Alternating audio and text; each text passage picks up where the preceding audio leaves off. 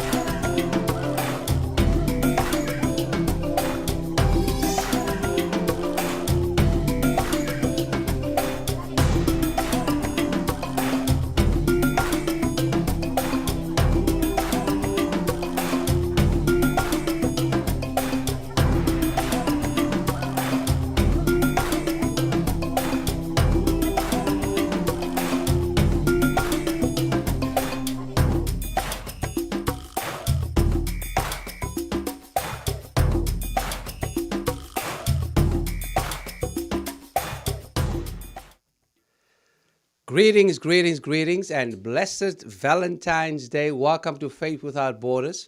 I'm your host, Pastor Calvin Sauls. It is indeed a joy for us to be here with you, beloved, and we hope that you are safe and that you are well.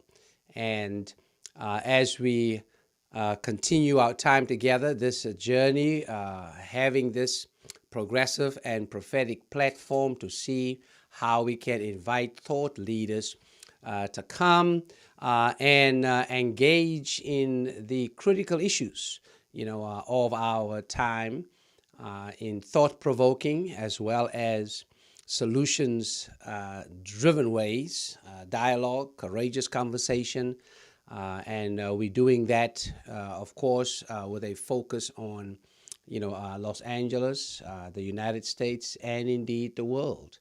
And so it is always a joy for me to just have you with us, and glad you're able to join us. Today, we are going to be exploring, the major decision that was made by the United States Senate yesterday in the acquittal of Donald Trump. Of course, as you know, this was his second impeachment trial that took place, and if you, like me, you follow these as closely as possible, and we will get into that and just look at the implications of that for multiracial democracy in the United States, but also look at it, from a perspective of security around the black vote. And I have just the right person that's going to join me for this conversation. He is the Reverend Dr. James Thomas. He's the pastor at the Living Word Community Church, as well as a professor for public policy at the California State University, at Los Angeles. He's part of Black Lives Matter. We are, of course, part of that whole movement, and we call ourselves Clergy for Black Lives, which just continue to provide, alongside Black Lives Matter, sacred resistance in this work of racial justice and racial equity. So I'm very excited to have the Reverend Dr. James Thomas with us. But before we bring him on, this past week we lost again a giant here in Los Angeles, a faith leader, not just in Los Angeles but around the world, the Reverend Fred Casey Price. He's the founder, senior pastor, of course, of the Faith Dome, as it's known, but just has done so much, as part of that Crenshaw Christian Center, and just the faith building, the community development, the impact he has had on education, just a phenomenal man. And I found some information about him that I think is going to be very, very relevant to what we are talking about, but also to who he was, and just the work that he sought to do around dealing with racial equity, racial reconciliation, but also telling it, truthfully, from a Christian perspective. He in so many ways tackled this whole piece around the theology of white supremacy, racism in this country in a powerful and profound way. Let's watch this video, and then on the other end, we will then have our conversation with, Reverend Dr. James Thomas. If God is for us, who can against us? The cruel answer for blacks coming to America: almost everyone. The Christian church in America has been the leader of racism in the world. In his new book, Race, Religion, and Racism, Volume 2, Dr. Frederick Casey Price exposes how the church deviously twisted the gospel to oppose blacks in America. When blacks were first brought to this country, the lie was hatched that blacks were inferior, really just animals. In Race, Religion, and Racism, Volume 2, Dr. Price brings years of research together, revealing how the gospel was perverted to subjugate a whole race of people. This important book can be yours for your love gift of $23.95 by calling 1-800-927-3436. Color does not matter to God, because out of one blood, God made all men. Race, Religion, and Racism is an important, well-researched, admirably reasoned, and friendly contribution on the subject of racism. A must-read for all society and every household. It should be included in the curriculum of high schools and universities throughout the world. Pastor Price is a modern-day John the Baptist, exposing hypocrisy and religiosity that will lead some to rejoice and others to repent. My father would commend Dr. Price. He has helped move in a positive direction in a very short period of time. This is a breath of fresh air. Race, Religion, and Racism, Volume 2. Call 800-927-3436. The time is always right to do that which is right. So it is certainly sad for us to welcome the Reverend Dr. Fred Price to that ancestral cloud of witnesses. Yet we rejoice for his courage, for the courage that he had in the work that he was able to do. As I mentioned earlier on, we now want to bring in the Reverend Dr. James Thomas to just share with us, around what's been going on, the acquittal of, Donald Trump, but also we want to start off with him just talking a little bit about the Reverend Dr. Fred Casey Price. So Reverend Thomas, are you there? Welcome to Faith Without Borders. So good to see you, my brother. Oh, thank you so much. Well, I just wanted to, begin by saying that, the story hasn't really been told about um, Apostle Price. People have considered him to be controversial. Um, People have, said kinds of things that they, how they, there's always a rumor mill around pastors, but I had an opportunity on many occasions to talk with him and to work with him. And one of the things that I remember most is the church used to give food, groceries away. And I remember saying to him, I can't remember how many hundreds of thousands of dollars in groceries he used to give away. But I remember saying to him, if you should go to the food bank, you would be able to give, you'd be able to save some money and give just as much, away. And what he said to me was, he said, well, I don't get my groceries from the food bank. So I'm going to give the people groceries where I get it from. And so he was actually going and buying groceries from Ralph's, from the local grocery store, giving thousands and thousands of people food, groceries that way. And that just kind of typifies, the kind of man that he was. He was also he was one of the anchor corporate sponsors and anchor to the Black College Expo. So he did a whole lot. I mean, there's a whole lot that he did, and there's a whole list of things. And most people have no idea the kinds of things that he did, but he didn't take shortcuts, not for his community, not for his church. He never took a shortcut. And so he will be sorely missed, because he also exercised a particular moral authority that we can only, hope to acquire in 21st century ministry. So he's going to be missed. Yes. Indeed. I know when we were dealing with access for COVID testing in South Los Angeles, guess where that first testing site in South Los Angeles, was, for COVID-19. It was at, the Crenshaw Christian Center, where Apostle Price, of course, has been doing just a tremendous amount of transformative work. So you're right about that in terms of just his intentionality around connecting sanctuary with streets, in fact, turning streets into sanctuary, right?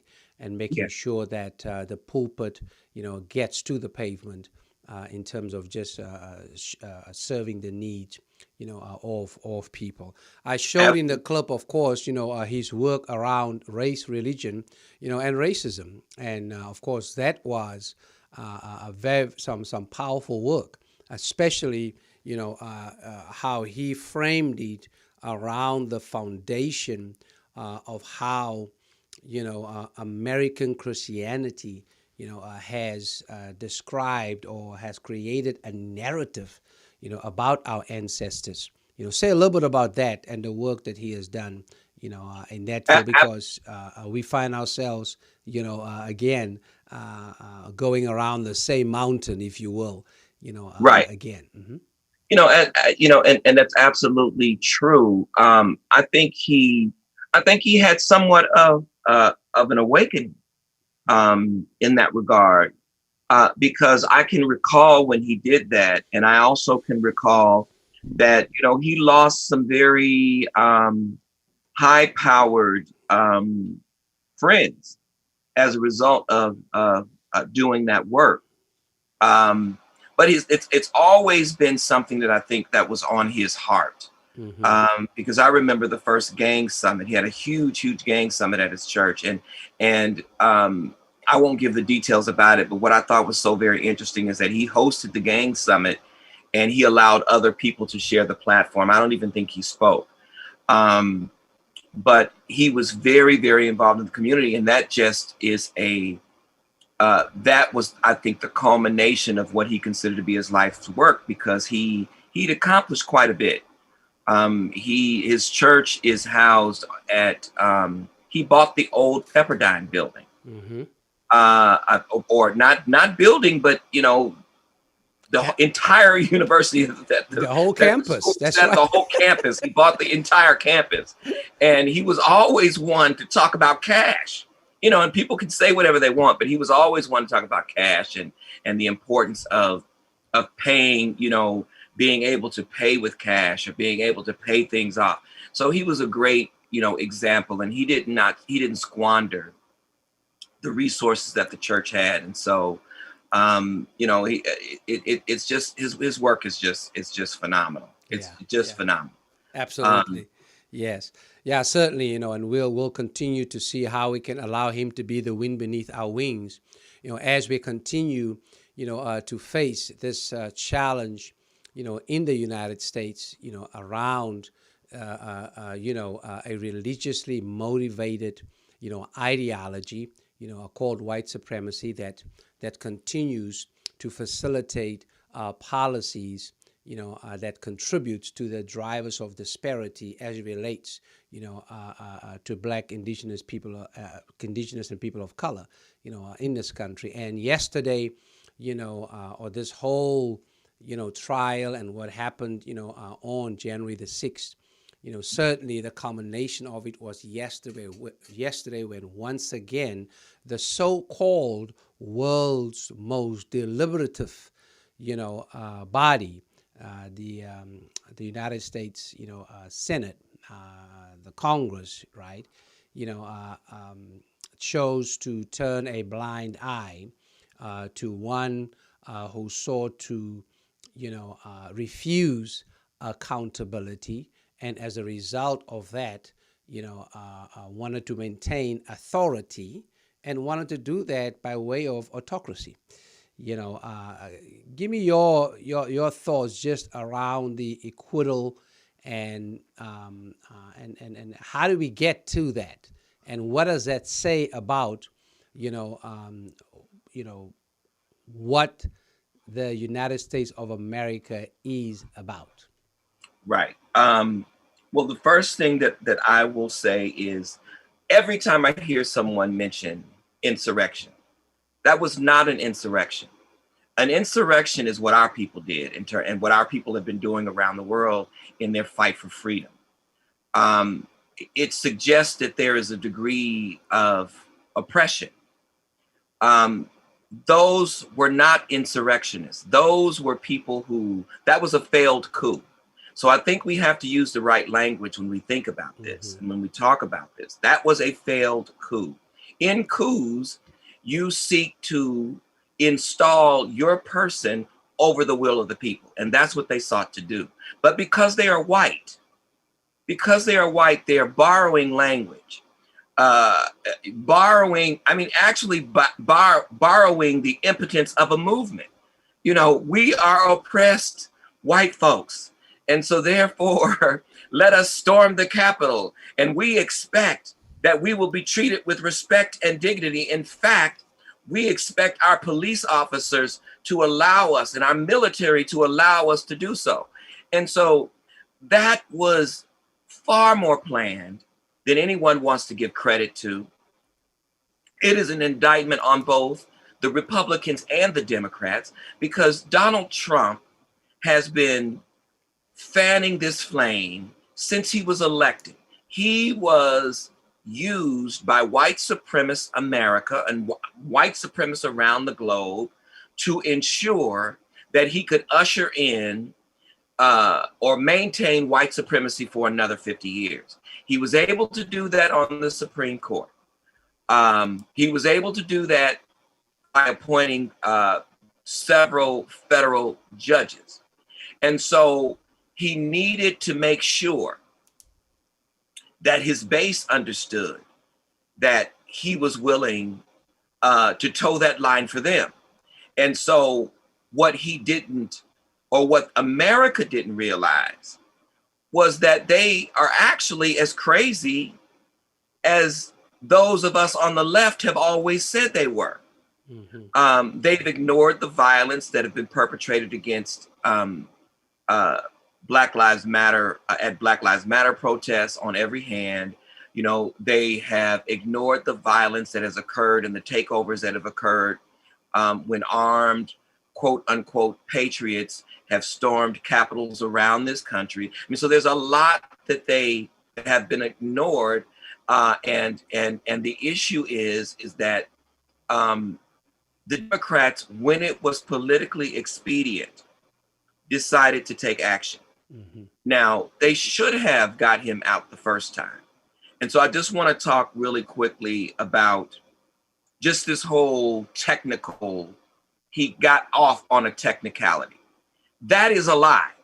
And the Democrats need to stop repeating that lie. He did not get off on a technicality. He got off because of white supremacy. And so just as people around this country and around this globe commit crimes and they walk because they're white, this is what has happened, especially rich white men. So this is what has happened.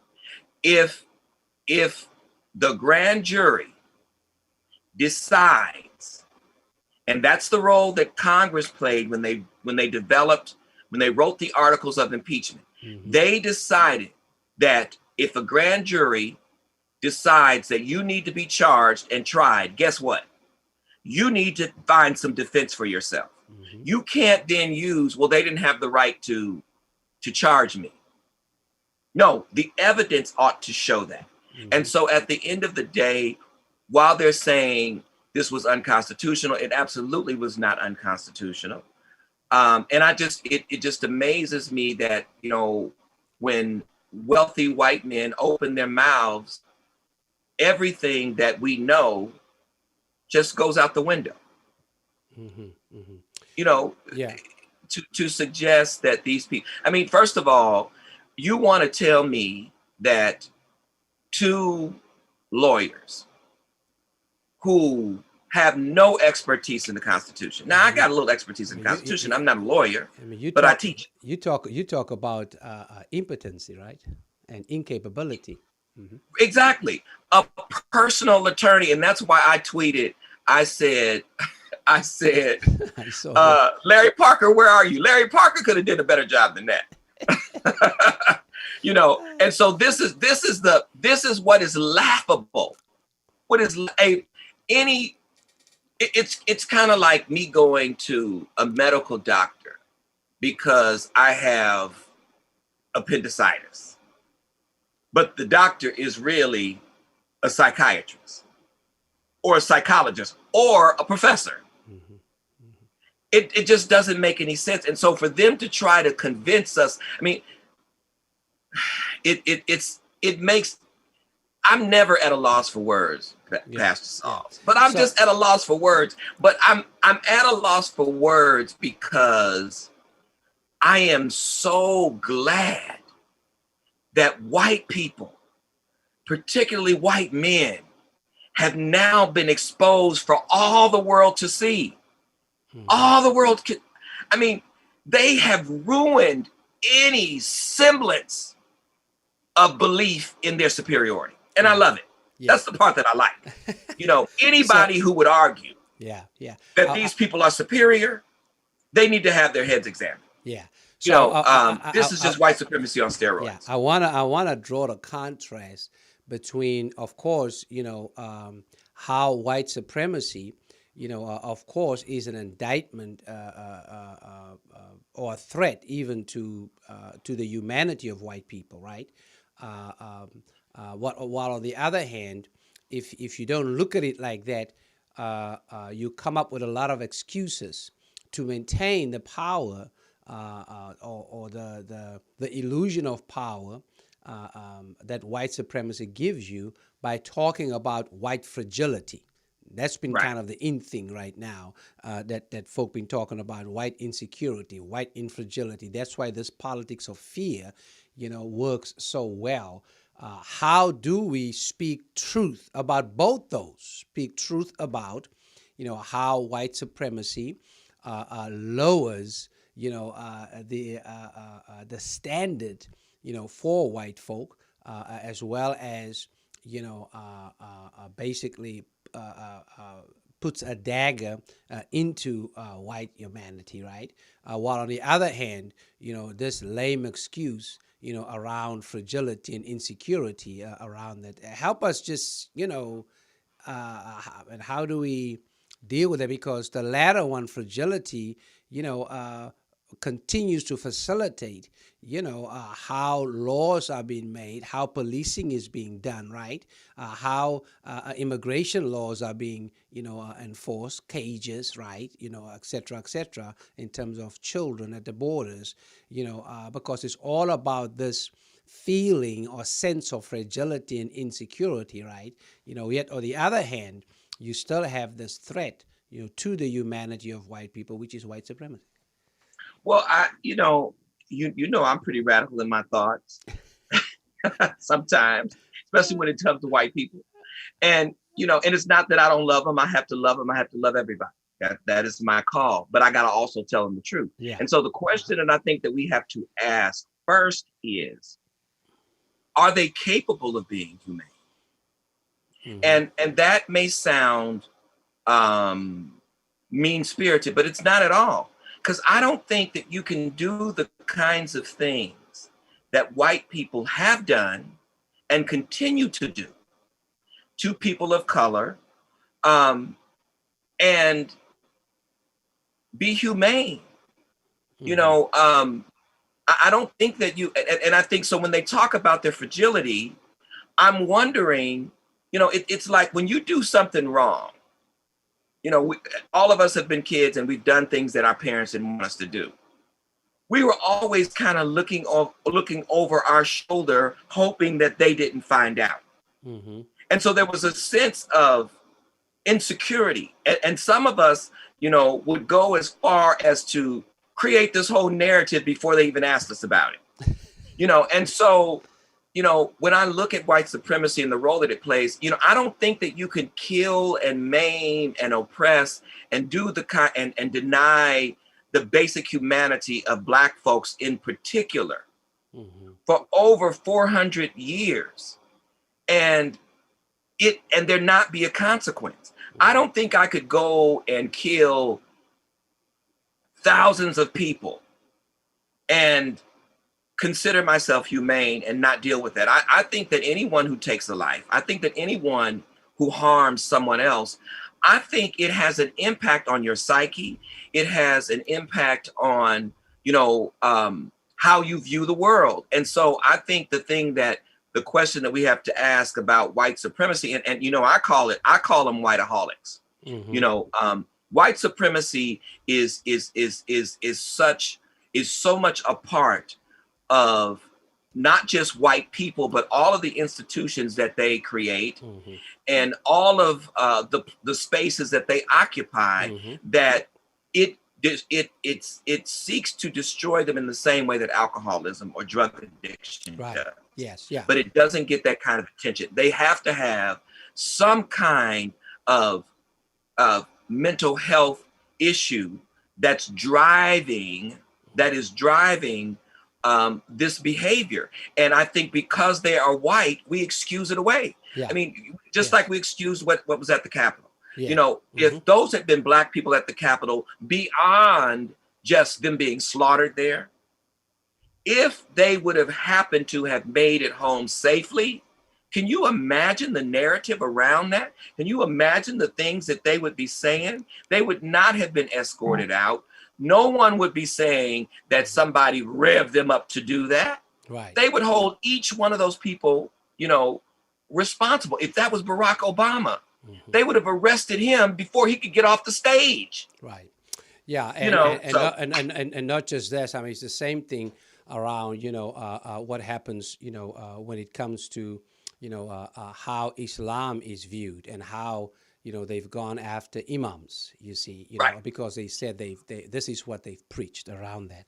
Certainly, as you mentioned, I mean, white supremacy is a cancer. It's like a cancer that has metastasized throughout society. I mean, let's just name it what it is and describe it, what it has done. And it has permeated every aspect of American life, in destructive and negative ways. And I think we just have to name it what it is. And then, as one who was born and raised in South Africa, dealing there with white supremacy called apartheid, both ideology and theology, I'm now convinced, that those who subscribe to that theology and ideology suffers from schizophrenia. And the person that yesterday showed, the best way around schizophrenia caused by white theology and ideology is Mitch McConnell. The speech that he gave, after everything else is sheer schizophrenia. Where he talks about the person, is guilty, but he votes to acquit the person. And he's the one who delayed, the House to bring the articles of impeachment, right, to the Senate. He delayed that until after the inauguration, which then creates this so-called technical, piece around this. So, I mean, just the conglomerate of conspiracy that's going on, that's been going on around this particular trial, is just astounding. In fact, let me say it is appalling, around, how people can stand up in this so-called world's most deliberative, body and exhibit, blatant bigotry and racism, that very building, symbolizes, and try to get away with it and try to be, respectable, around that. That is just sheer craziness and schizophrenia, around what's going on. Mm-hmm. And I think our people needed to see that. Mm-hmm. I think people of color around the globe needed to see that, because there's a way in which you can think that Black folks in this country, that there's just something wrong with us. How can we, why is it that we're always complaining? What is our concern? We've had a Black president. Black people are doing so well in America. Why is it that we cannot just let this go? Why don't we just go along to get along? And so there's people who really believe that. And so now, because of all this, they're beginning to understand how deeply rooted these beliefs are. And so I want to mention something really quickly about just the Constitution and free speech, because they keep talking about free speech. Yes. Mm-hmm. And these people are claiming to be originalists. And I teach a whole section on originalism. And the bottom line is that there's no such thing. You were not there. You are not in their mind. So there's no way that you can understand what the original intent was. So you're interpreting the Constitution as well. Mm-hmm. And so, of course, the folks on the left believes that the Constitution is not a stagnant document. It grows and it develops and it transforms in certain ways to fit the current, current society. Mm-hmm. But I will say this: one of the dilemmas that we face in terms of freedom of speech is this whole idea of what do we do with hate speech? And so what people will argue is, and I saw this play itself out even at my university, where you can say some of the most racist things imaginable, and it fall under the guise of, well, we can't limit this speech because then we'll have to limit your freedom speeches. Mm-hmm. And the reality is this, is that so Black people end up being disempowered even by the First Amendment. Mm-hmm. The very thing that we protest, that we use as a banner for our protests and for our organizing is weaponized against us when we don't draw the line and make a difference between appropriate speech hate speech and free speech. Hate speech is not free speech because it injures. It is assaulting. It is assaultive speech. You can't go around, and this is what Donald Trump did. He went around assaulting using verbal messages to actually assault people of color. And so what is important to recognize that now this is done. He has been acquitted. Well, those folks who stormed that Capitol, they still have a mission. Yes. And their mission is us. Their mission is us. Not just their us. desire. Let's be clear about that. Let's be specific. The degradation and the possible elimination of us. Let's just be clear about that. Absolutely. Yeah. Absolutely. Around that. And and that's what this is about. And our government gave them a license to do it. And the other thing about that, they have come up with a theological, justification that license comes from a certain God. And clearly that ain't my God, it ain't your God. And we got to talk about it's that white God. It's the white one. That heretical and blasphemous interpretation of both Calvinism, as well as Protestantism that we've got to deal with, because that is the iceberg that has moved the tip of the iceberg that we saw coming together, around ideology, theology of white supremacy on January the 6th. I wanna talk about, the whole piece about the implications of this for multiracial democracy, right?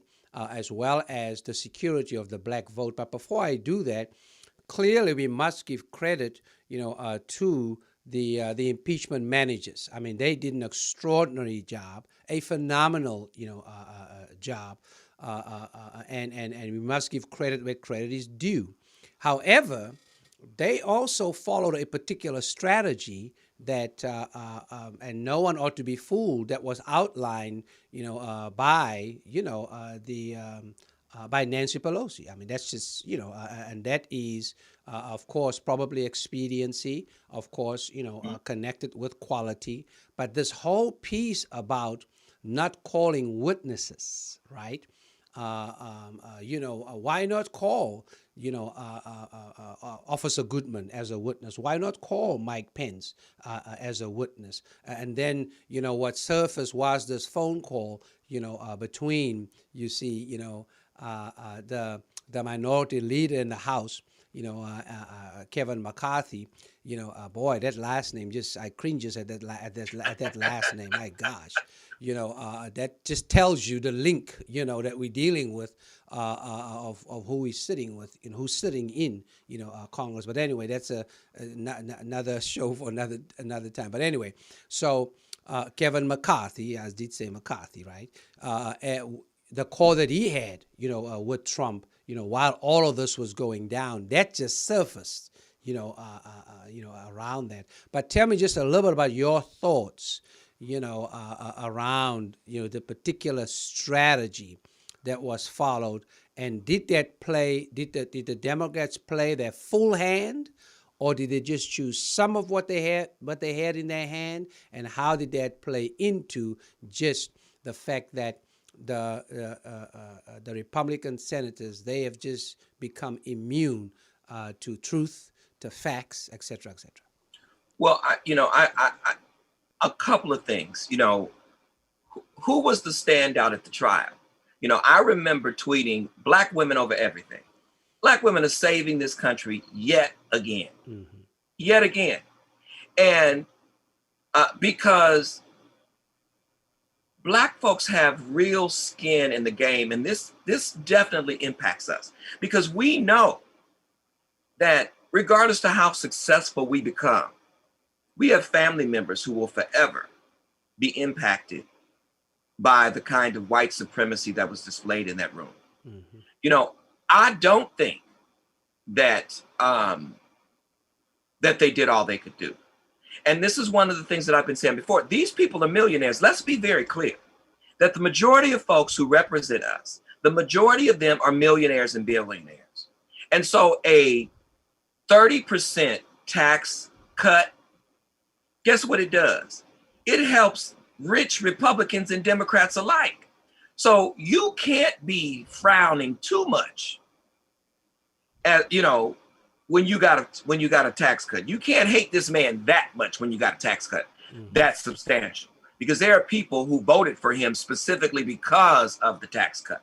And so let's be very clear. It's kind of like it's interest conversions, not where black and white interests meet, but where Republican and Democrat interests meet.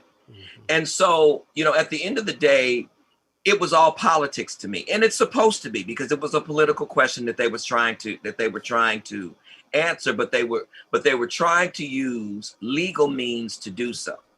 And they understood that it was just politics and said it's just politics, because that's what the Republicans said.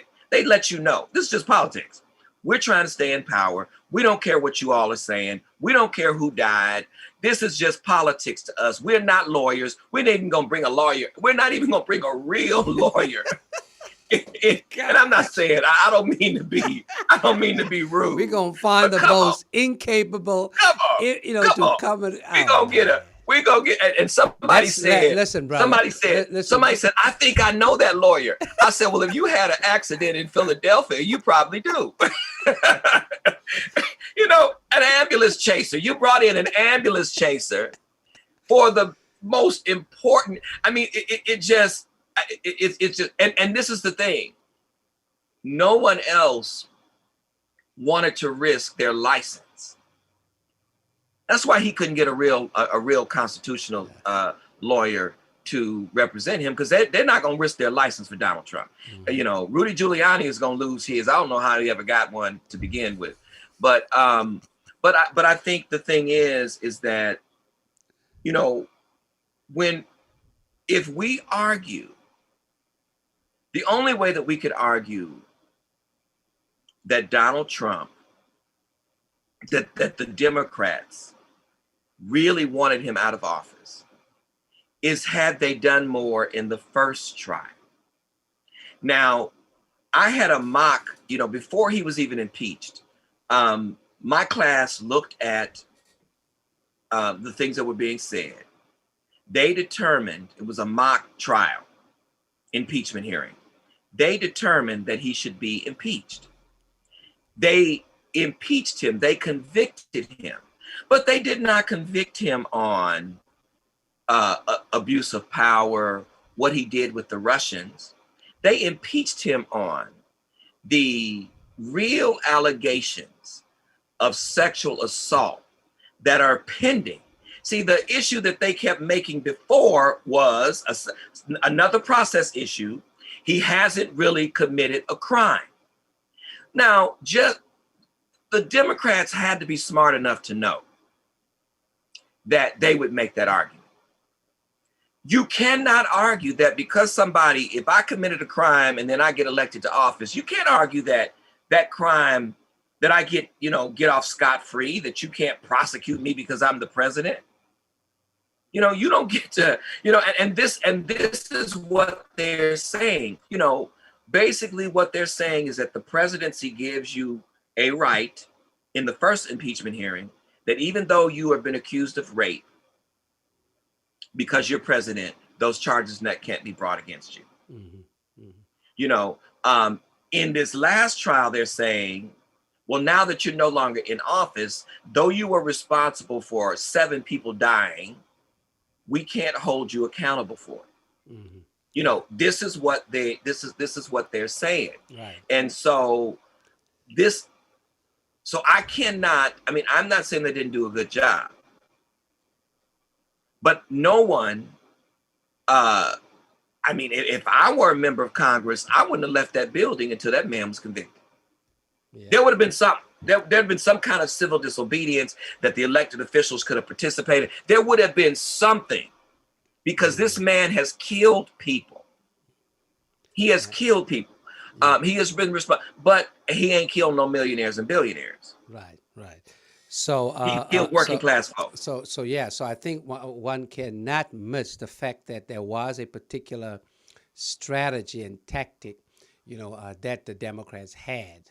They may not have revealed that to us, but there was they had several, they had some arsenal in their hands, and they chose to only play some of it. I mean, that's a fact, and I think we need to name that.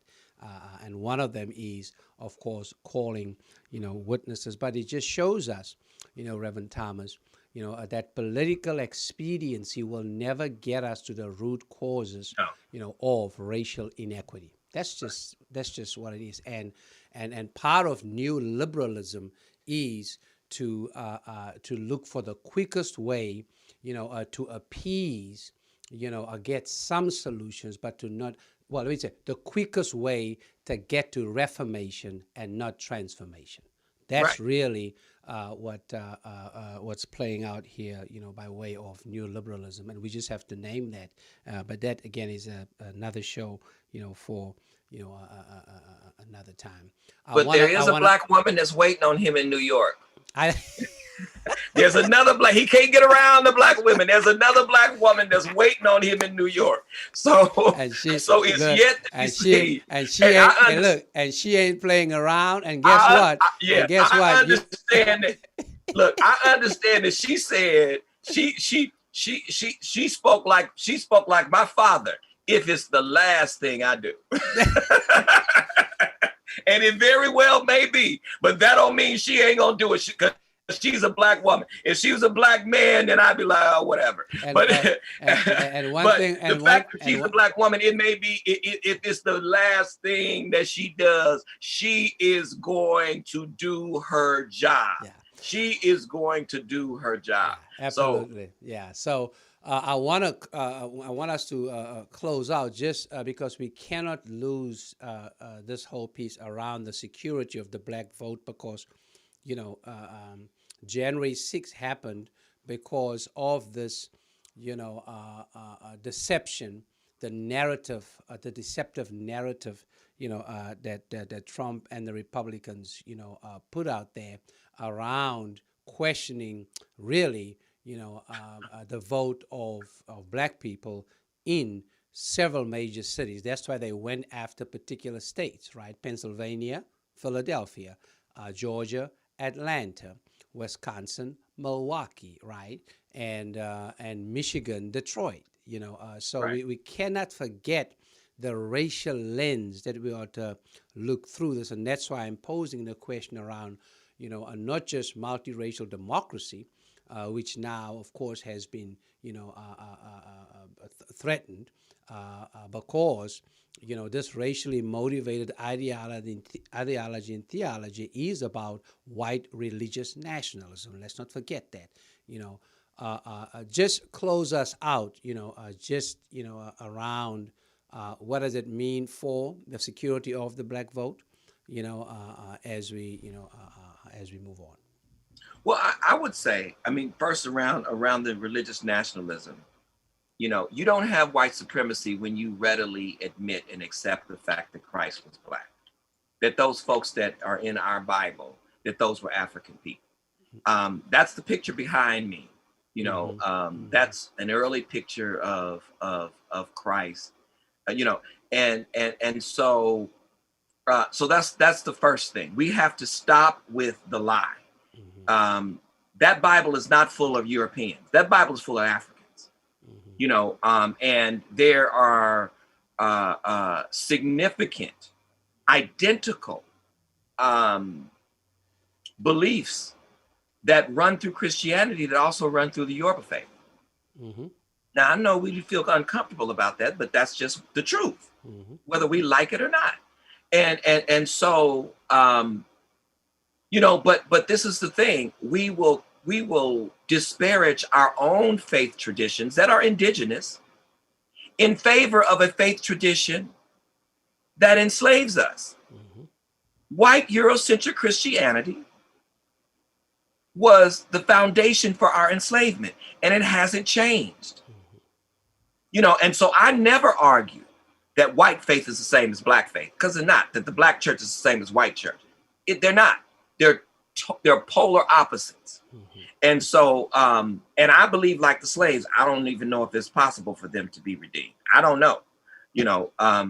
I don't know, but they didn't think that it was for us at one point. But I will say, in terms of what this means for our vote, I'm afraid of what this means, because at some point, Black folks are going to get sick and tired of being sick and tired, and just simply say, look, it doesn't matter who we vote for. No one is going to advocate for us. I think this is the last go round for the Democratic Party if they don't do something significant as it relates to Black people. I think this is the last go round. And what is important to recognize is, let's not lose that Donald Trump attracted more Black people than Bush or Reagan. There was a reason for that. And so we can call them crazy, and I think they something a little wrong with them. But at the same time, their vote for Donald Trump was a protest vote, in as much as our vote for Joe Biden was a protest vote against Donald Trump. And so I don't think that as a people that we're going to continue to allow this to happen. Those cities that you named saved this democracy. Because we, saved this democracy. Those cities that and again, and what, and I tweeted this. What happened in Georgia restored power to the Democratic Party. And the most powerful man in the world is Kamala Harris, a woman, because she is the deciding vote.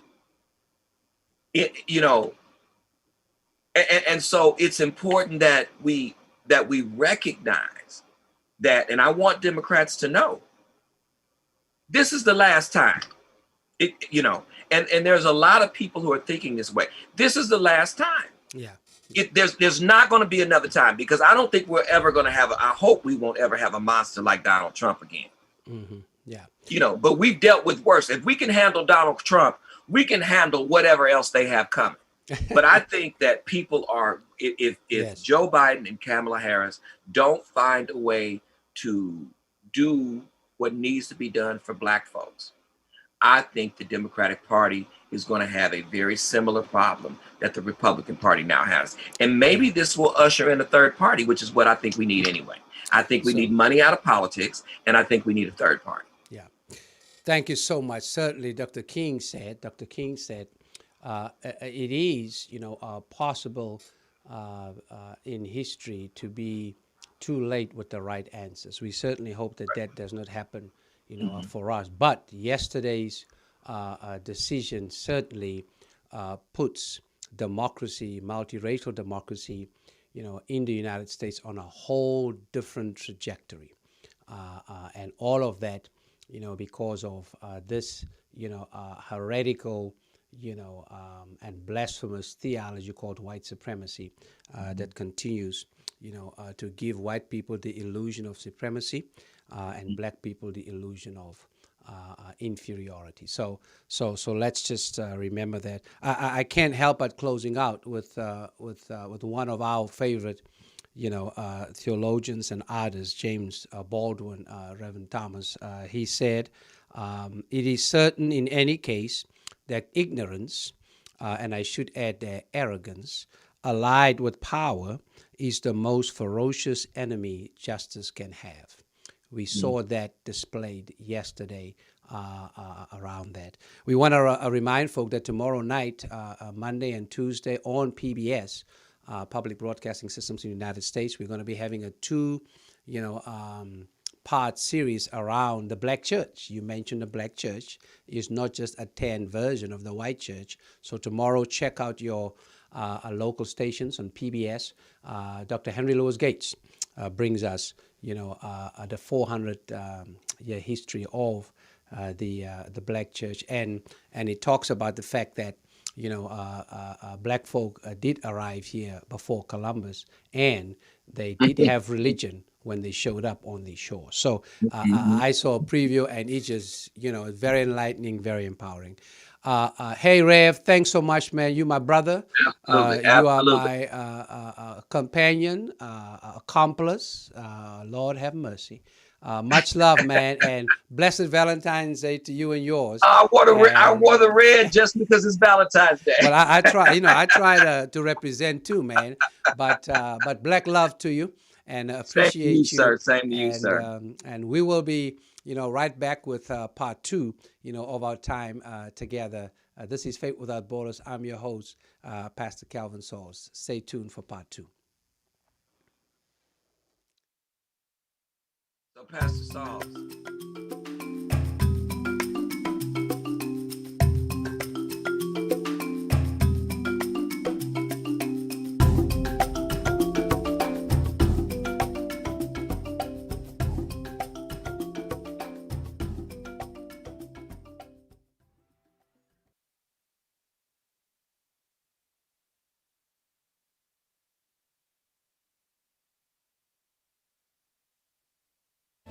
The views, comments, and opinions of the following program do not necessarily reflect those of Morris Media Studios, MorrisMediaLive.com, or its affiliates. Listener discretion is advised.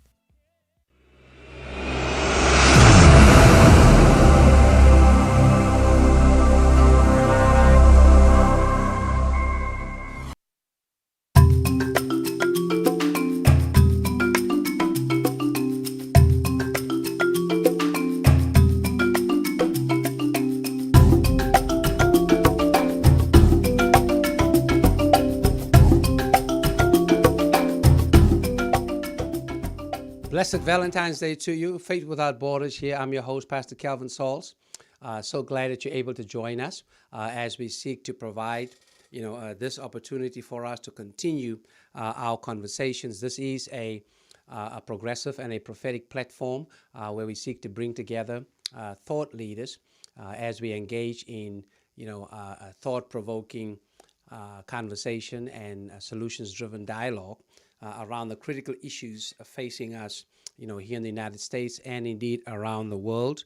But for me, born and raised in South Africa, I work very hard to pay closest attention to what's happening on that southern tip of Africa. It's a way for me to connect where I live with where I'm from. That is, I live in Southern California, South Los Angeles, and I'm from Southern Africa, or particularly South Johannesburg. There we go. And it's always great for me to connect faith with medicine and with science. And one of the persons that enabled me to do that on a transnational basis, is Dr. Mary Augusta Adam, who is a physician at the Hani Baragwanath Hospital in Soweto on the south side of Johannesburg. A childhood friend of mine, colleague, and partner as we seek to facilitate health equity, in South Africa, in the United States, and indeed around the world. Dr. Mary Augusta Adam, are you there? Good evening, and welcome. Good evening from South Africa, the South Side. There we go. All right now. I always want to just bring it home for you, to make it feel like home. That's where we hang. That's where we be hanging. South and South together. Yes. And blessed Valentine's Day to you. And so glad that you able to join us. I know you had a full day at work today, and glad that you're joining us for this conversation. As I mentioned before, we work very hard to build a bridge between faith, medicine, and science, to show that these three can bridge each other. They don't have to be enemies to each other. And you certainly help me to do that. And you do that in such a powerful way, for our audience and for those who seek to facilitate health and wellness, from a faith perspective. So glad that you are able to join us. I wanted to have you on because there's so many changes going around, in terms of the impact of COVID-19. Of course, here in the U.S. as well, we have a new administration now, and so things are getting back on track and being aligned. and then of course, some changes in South Africa as well. We are dealing with a new variant. We are dealing with vaccinations, not working that got to South Africa, and there was an expiration date, and President Ramaphosa called the Prime Minister in India, and whatever. So much stuff out there, as you know. But for the facts and the truth, I turn to you, so you can break it down for us, and just let us know what's actually going on. First and foremost, how are things, in South Africa, and then you can maybe tell us a little bit about this new South African variant that is making its way around the world right now. Greetings to yourself, Rev. It's been a minute, but I'm glad to be back with you. As you can see, I've got some pepper in my hair through this COVID experience. But they say these lines are wisdom, so let's pray that I do have that, as this time has provided so much information. And then just happy Valentine's Day to everybody as well. I think I missed the memo. Hey, I went completely opposite. And I love, but I just don't know what happened in terms of the dress code. And then condolences to the body of Christ in the loss of a man of valor and a great man indeed. Reverend Price. So I was listening in on the first session, and what a profound statements he had made, what a life he lived, and what a legacy he lived. And I pray that for his family, for the community that he served, particularly those through his food programs. I wouldn't even say that it's a food program, because what it sounds like is that he really gave from the heart, as this was part of his family. Absolutely. And then also to Dr. or Reverend Dr. Thomas, just for that insightful conversation that y'all just had about what's happened in the recent weeks. Certainly, everybody's mind and conversation has been going on about what's been going on in the United States, as well as what's been going on in South Africa. And all that we want to do, whether you in politics or in health, is to make sure that the right message gets across, the truth gets across, and that everybody gets to be part of the transformation that happens. And that's what we want. We don't want to spread rumors. We don't want to spread lies. We want the truth to come across. And as you said, we in this partnership where we want to create a platform and an equal playing field where we can discuss health and faith in the same room, and have the conversations on how to actually bridge the gaps, so that we can use this platform as a platform of education, teaching, and resolving some issues. And how can we best do that? And is to have these conversations. And I thank you, Reverend Calvin, for giving us this platform to express the truth and try to clarify some myths surrounding what faith is saying and what health is saying, and try to put them on the same table. And then, just as you had mentioned, you had spoken about how we're doing South Africa. Let me tell you, we are trying to rebuild, especially in these last weeks, in terms of rebuilding the faith in what we not faith as in church faith or ministry faith, but really the faith in healthcare, in science, with regards to COVID-19, with regards to the vaccines, because it's essential to do that when you want a buy-in from a community. And so, although we are all faced in the world with regards to COVID-19 in this pandemic, but one thing that you can see, that individual countries are facing different faces to how they should deal with it. And we're trying to build confidence in our people once again with dealing with COVID-19, and as well with regards to the vaccines. Yes, in December 2020, it was announced that the COVID-19 that we had all known throughout the globe or the world was COVID-19.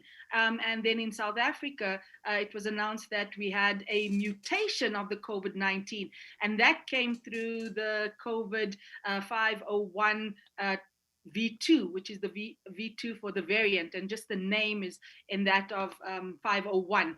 But at the same time, also the United Kingdom had also announced that they had also had a new, new variant, and they were facing the same challenges. And this is also just as a reflection on how science has come so far, is that at the same time where you have what they would say a third world country, and where you have a first world country announcing that, through genomic testing, that we could identify this variant.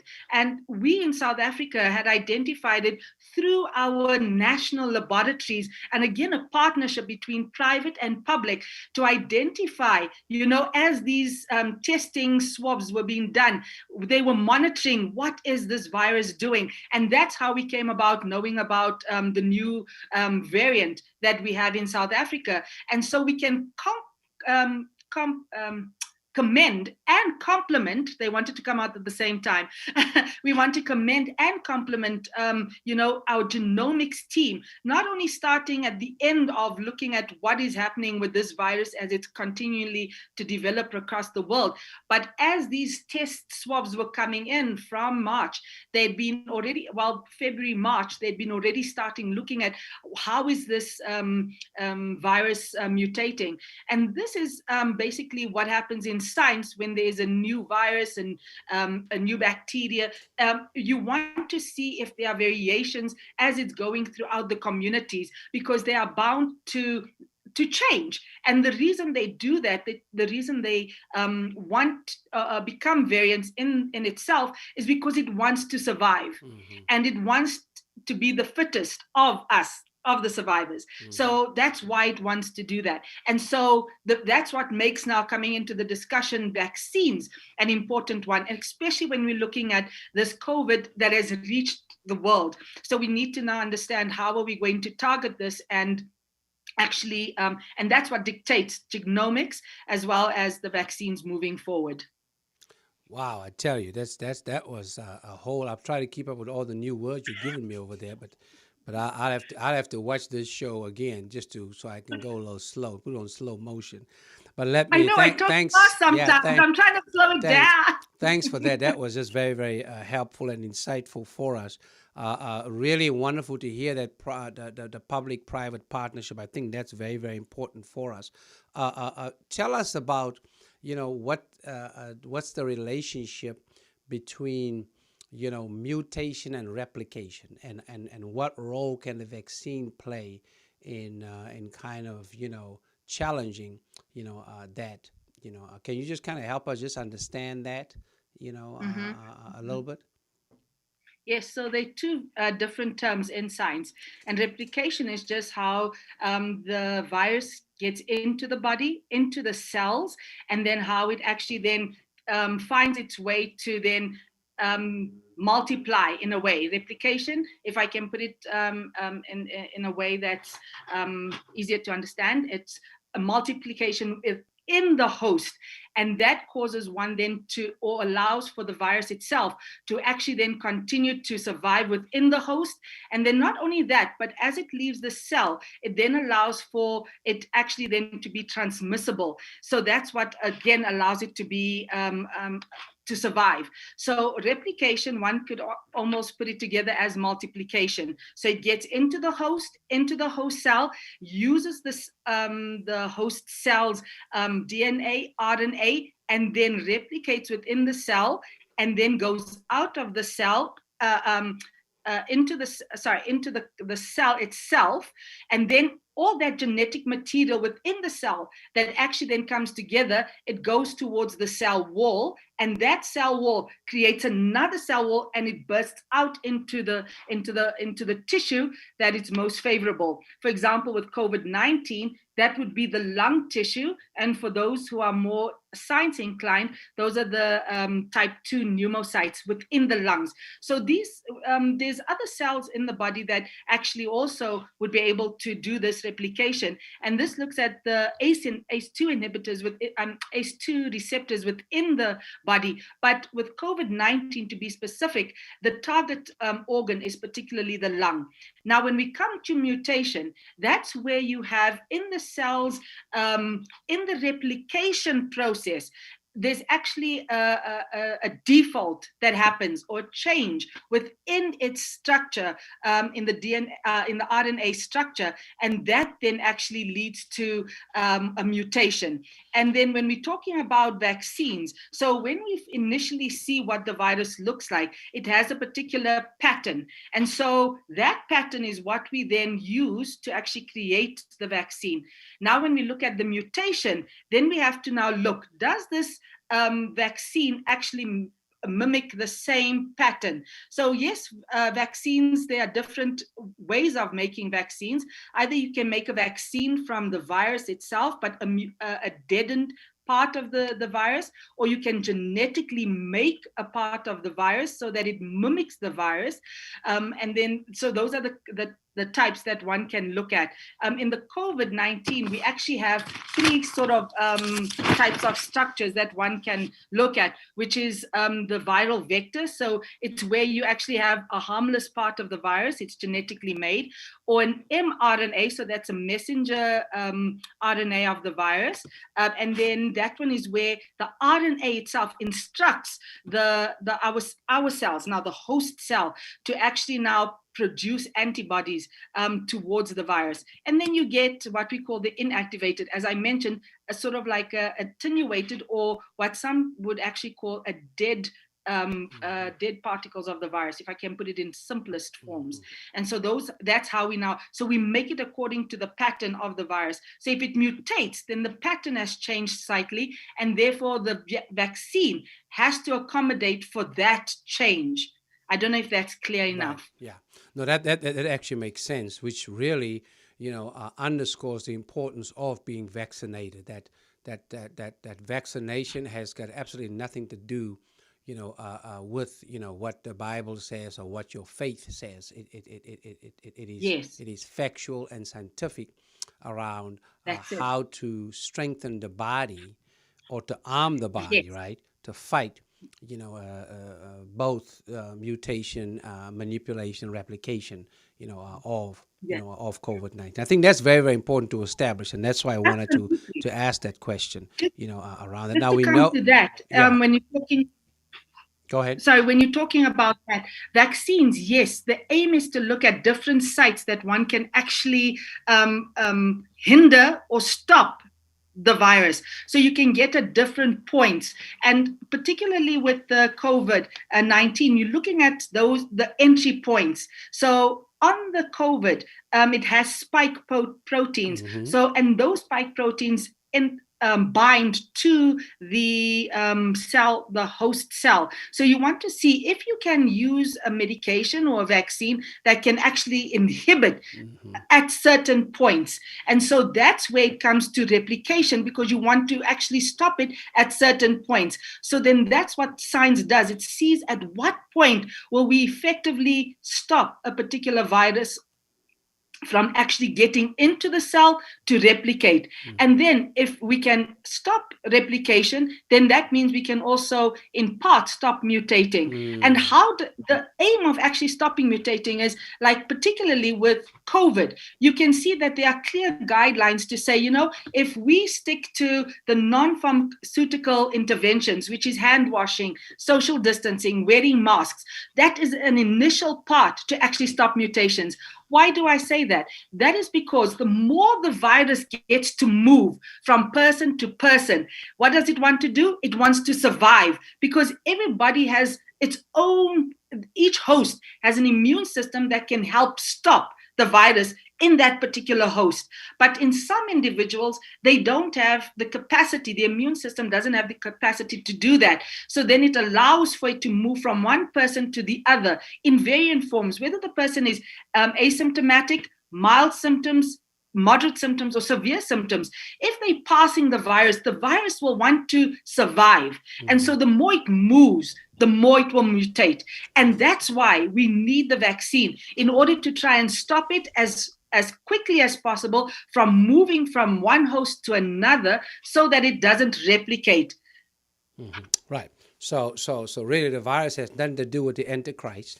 The virus has nothing to do with, any of that stuff. So we just have to make it clear. Yes. to folk. Let's check in on the fact that South Africa did order some AstraZeneca, vaccines, I believe, as part of the COVAX program, and then we realized that certainly is not going to be effective, given this new variant. And now South Africa, I believe, has switched to the Johnson and Johnson, one that still needs approval, from the FDA. But of course, South Africa has its own process of approval, as an autonomous country. We don't need to necessarily depend on the FDA, for it, even though there's a lot of collaboration going on between all of these, transnational bodies. So tell us a little bit about where we are with that. And then we know that healthcare workers will be first, and then our elderly, I believe. And I believe that teachers and law enforcement will be part of that because of the possible opening of schools and all that. But tell us just a little bit about, what's going on around, the AstraZeneca piece and that being ineffective, and now moving to Johnson & Johnson. Yes. As we had spoken about last year, we had mentioned that South Africa is part of the COVAX facility. And this is as you have mentioned, it's a multi-collaboration. And the trans-Atlantic, trans-international collaboration between multiple countries. And the aim is there to stop COVID in its tracks. And the one way to do that is to sit at one table. And so we're part of that table as well. And as other countries were also procuring vaccines, South Africa was also part of that. And you know that there much was already discussed between November and December with regards to the vaccines, and so much had gone out, and in terms of what was not and what is and what isn't. But where we are at the moment is, yes, we did manage to get AstraZeneca from the India Serum Institute, and that was to be rolled out on the 10th of January, because it arrived on the 1st of January and was supposed to be rolled out on the 10th. So there was nationwide education and information sharing. And then particularly in terms of how it was going to be implemented, there are 3 phases. So it starts with your frontline workers that are firstly the healthcare workers that would include the cleaners, porters, and those in service. Then our second line is those who are in close contact or in close environments that, for example, our prisons. So that would include also our prison workers and our teachers. So the teachers fall in between phase 1 and phase 2 as well, because they are opening soon, actually this week. And then our phase 3 is a continued vaccination. And so also the plan in terms of the budget and how this would be implemented, again, using public and private interventions and funding in order for us to do that. Yes, when the vaccines had arrived, it was checked and it met all the requirements. And as you've mentioned with the FDA, that's the American Federation that approves drugs. And yes, they are the oversight in a sense of what vaccines and medications globally in terms of their processing and the rest. But when it comes to South Africa, we also have, and all countries actually have their own regulatory bodies that supervise and ensure that drugs and vaccines and so forth are actually in keeping and in line and meet the pillars of safety, equity, and quality, basically, for the community that it wants to provide for. And then when they did arrive, it takes about 2 weeks for that process also to, as I mentioned, from the 1st to the 10th, and then would actually, in its truest form, run out from the 15th. But what was noticed is that firstly is that we had already discovered the new variant. And so research was done in terms, would this be actually efficient in halting the new variant? And secondly was in terms of the expiry date. And so the expiry date on the vaccines is actually on the 8th of May. And that would, sorry, no, it's not the 8th of May, it's on the 13th of April. So what happens with this AstraZeneca is that, yes, it it was available to us, but unfortunately, it's a 2-dose vaccine. And so what happens is that we would have got it on the 15th, then we'd have to take our next dose in 12 weeks. But the 12th week cutoff would be in May. So that would mean that the vaccine would have been expired. And so that's why they had to relook at that situation.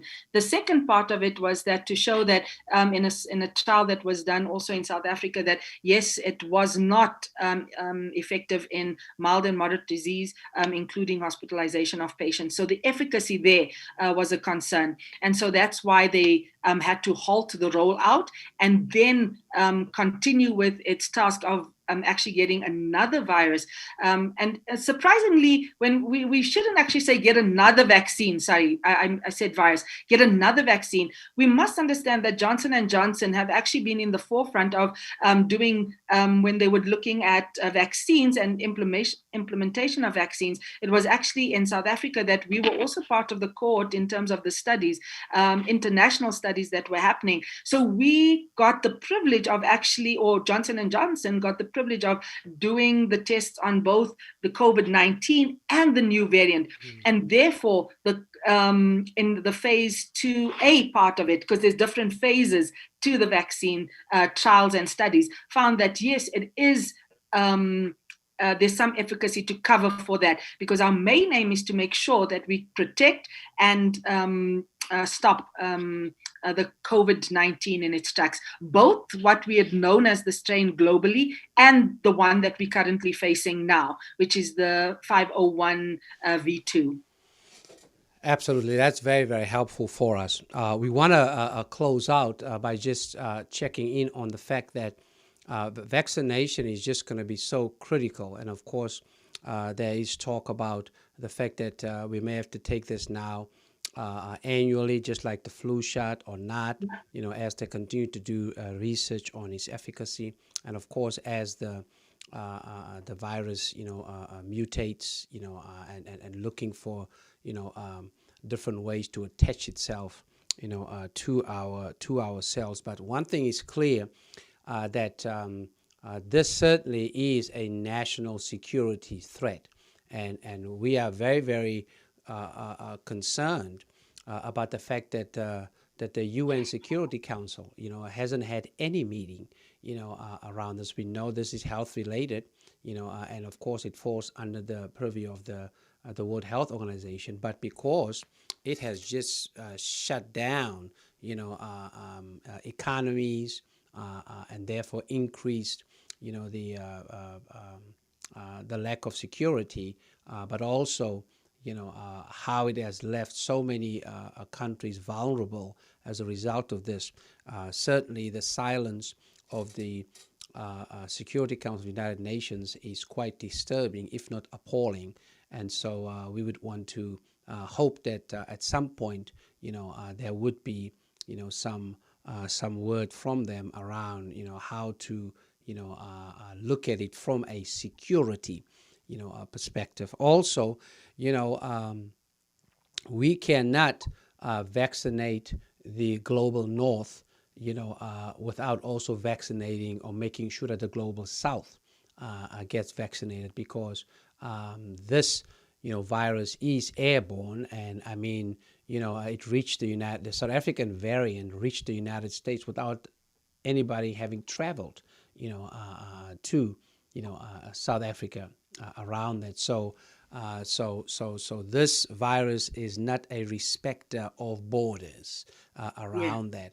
So in closing, just give us a sense about how can we think about, just, this ongoing global collaboration, whereas each country, because of its ability, takes care of its people, while on the other hand, because of the inability of certain countries, like for instance in Tanzania, they are doing this thing called, a kabisa, that looks like a sweat lodge, where they have people in there, and smoke gets pumped in there. I guess they try to clean people's lungs. I believe there are practices like that in the Caribbean and just elsewhere, where people are just trying to figure out, ways, to deal with this. But that, of course, leaves people even more vulnerable, because even though Tanzania talked about we don't have, we are COVID free, but now, of course, we are realizing that people have been dying, around that. So how do we just look at a global, way, a global strategy around making sure that people are safe and secure as we deal with this, challenge of, mutation and replication, of the virus? So that's quite an in-depth sort of like, proposal to sort of ask for. And, and yes, indeed, we need to, again, sit at the table and say, what are you facing in your country? But the first thing that one has to do is not only as a country, but as an individual, because it takes us as individuals to make up a community. And if you as an individual realize that this can affect you, and then thus can affect the next person. So one, we have to wake up to the reality, even though we're 1 year in, that this is real. So one, take note that COVID is here. COVID is not going to go away unless we do it together. We work together to save each other from this.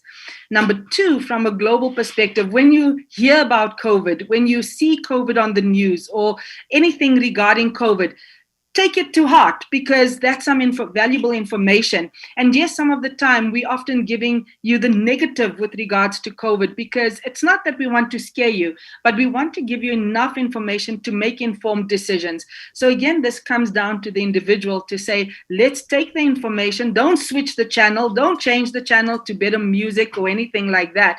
But keep yourself informed as to what is happening. Yes, in 2020, 2019 into 2020, it was a new variant. And yes, indeed, it's still very new to us as to what we should do. But we've now got guidelines, protocols in place that can help us, whether it's global or whether that's national. These help us to sort of streamline and get ahead of it. COVID always seems to be 2-3 steps ahead of us. But if we keep ourselves informed and keep ourselves up to date with what's happening, then we can keep this together. Number 3 is the fact that there is a community of scientists that are looking at this more intensely and more purposefully to come up with answers to the questions that we ask on a day-to-day basis. And this community of scientists are not only looking at vaccines. No, they're looking at diagnostics. That means testing facilities, tests that can be produced, that can make it more efficient for us to test quickly, diagnose, and then treat. That comes to the second pillar, which is treatment. So one is to identify what's one's symptoms, whether you're asymptomatic, symptomatic, and also if you've come into contact or the community has come into contact with somebody with COVID, COVID positive or COVID symptoms. And then in order to identify and treat, and us as the science and health fraternity, to ensure that we treat adequately our patients and our communities. So that is, again, the discussion at the scientist level, is that what we're doing is we're trying to see what is available currently on the market and what do we need to guide and direct our pharmaceutical companies in order to bring forth new drugs that can help us. Because as you know, that with the drugs that we're currently using, it's a variety of drugs that we have understanding with that can possibly help, but we again sitting at the table to bring this to fruition. The next thing with regards to that is the vaccine. Can you see it's the third pillar? And this is again bringing in us as the community, us as the health and faith organizations to say this is what it is, this is why it has been produced in the fashion that it has, and this is only because through collaborations that it actually has come forth. The next pillar would be to look at health systems and making sure that our health facilities are up to the standard and the capabilities to manage patients with COVID-19. But not only that, but to also continue to be a pillar of health to our communities with other disease profiles, so that when they do present, that we're able to not only just hold up COVID-19 and then, the community again loses faith and says that we're only treating COVID-19 patients. But that's not the truth again. The truth is that we're serving our community to the best of our ability. So how can we direct our thinking and our foresight is on these 4 pillars to ensure that we've got good diagnostics, to continue to test and to get results so that we can then treat and make sure that treatments are available for in the form of pharmacological and non-pharmacological. The third thing is to make sure that the vaccines are safe, and we continue to promote that we continue to vaccinate, whether, like you had mentioned now, in terms of vaccinating annually. So we might need boosters, which is true. You see it with other viruses that we've had over the past. And the last one is to make sure that our health systems are in place to manage and continue to provide a service for our people. Absolutely. Dr. Mary Augusta Adam, my goodness. Every time we talk, I feel smarter. I should try and apply and get another degree after I talk with you every time, because all I got to do is just submit our interview and say, hey, look at what I did. Oh, no. But you make me, after this talk that we had, I think I want to do law now. Oh, my gosh. or it's me saying, hey, look at what we did, huh? Right? It's not. Yes. Thank you so much. Certainly, I mean, what you are telling us, and the reason why, I started Faith Without Borders, is, part of that is, of course, looking at the importance, of the interrelatedness, of life, around that. And so part of it, is, to connect with that Ubuntu piece, right? And Dr. Martin Luther King Jr. connects with that Ubuntu piece, I believe, when he writes, while incarcerated, by a white supremacist, a city and state, and of course country, in Birmingham, Alabama, he writes, from that jail a letter. And in that letter, he picks up on, what Ubuntu and mutuality is all about when he writes, in a real sense, all life is interrelated. All of us are caught in an inescapable network of mutuality, tied in a single garment of destiny. Whatever affects one directly affects all indirectly. I can never be what I ought to be until you are what you ought to be. And you can never be what you ought to be until I am what I ought to be. This is the interrelated structure of reality. And that's why, we cannot just, vaccinate and create an illusion of security for the global north without, taking the responsibility of assisting the global south around, what it needs, to be vaccinated during this particular time. Certainly, COVID has exposed, right, the vulnerability of health systems and the inequities that it has created, in so many communities, cities, and countries.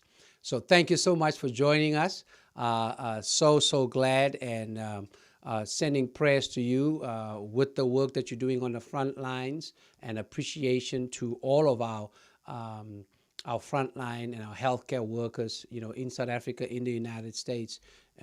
You all have just done an extraordinary, job, and we want to remind people, to make sure, that they practice the 3 W's. That is, wash your hands, wear your masks, and watch your distance. And pretty soon, if you have the opportunity, make sure that you access the vaccine, as part of, another tool in our arsenal for fighting, COVID-19. Thanks so much, Sister Doc. Appreciate you, and sending blessings to you and everyone at home. Thank you so much. All right, that's Faith Without Borders, y'all. We'll see y'all pretty soon, probably in about 2 weeks or so, when we will continue, to elevate this platform as we continue to engage in thought-provoking and solutions-driven conversation. I'm your host, Pastor Calvin Sauls. Be blessed, be safe, and be well.